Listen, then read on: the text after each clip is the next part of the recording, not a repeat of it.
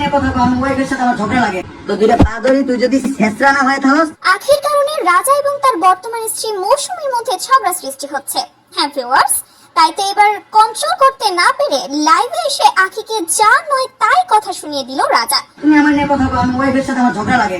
তবে জানেন কি আখি কি করেছে রাজার সঙ্গে, যে তার সাথে তার স্ত্রীর এরকম ঝামেলা সৃষ্টি হচ্ছে? গত কিছু মাস আগে আখি এবং তার প্রাক্তন স্বামী রাজার বিচ্ছেদ হয়েছে। এমনকি কোর্টে তাদের এমন একটা চুক্তি হয়েছিল যে তারা একে অপরকে নিয়ে সোশ্যাল মিডিয়াতে কোনো রকম কোনো কথা বলবে না। তবে গত দুদিন যাবত দেখা যাচ্ছে আখি নিজের ফেসবুক ওয়ালে বিভিন্ন ইমোশনাল পোস্ট শেয়ার করছে, যেখানে কখনো দেখা যাচ্ছে সে রাজার ছবিটিকে তাকিয়ে কান্না করছে, আবার কখনো ক্যাপশন জুড়ে দিচ্ছে, এখনো কেন তোমার জন্য আমার কষ্ট হয়। আর আখির এই পোস্টগুলো রাজার বর্তমান স্ত্রী মৌসুমী দেখে ফেলে এবং তার এই কথাগুলো বা এই পোস্টগুলো একদমই পছন্দ হয় না। তাই তো সে ডিরেক্ট রাজার সাথে কথা বলতে চায় এবং এক পর্যায়ে তাদের বাকবিতণ্ডা সৃষ্টি হয়, যে বিষয়টি রাজাও মেনে নিতে পারে না, কেননা কোনো দোষ না করেই শুধুই তার সংসারে ঝামেলা সৃষ্টি হচ্ছিল। তাই তো লাইভে এসে ইচ্ছা মতো আখিকে ধুয়ে দেয় রাজা।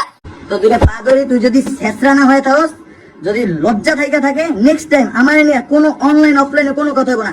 শুধু তাই নয়, আখি নাকি এখনো রাজার বাপের বাড়িকে নিজের শ্বশুর বাড়ি দাবি করে, যে বিষয়টিও রাজা মেনে নিতে পারছে না।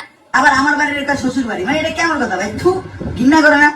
আর কি কয়েন দেখি ওকিনি কি একটা অবস্থা। তবে রাজার এই লাইভ থেকে আরো একটা তথ্য প্রকাশ্যে এসেছে, আর সেটা হলো রাজা জানিয়েছে আখি নাকি তার নামে মামলা করে রেখেছে, আর এজন্য নাকি রাজা স্বাধীন মতো কথাও বলতে পারছে না। সে যাই হোক ভিউয়ার্স, এই ঘটনাগুলো নিয়ে এখনো পর্যন্ত আখির তরফ থেকে কোনো জবাব আসেনি।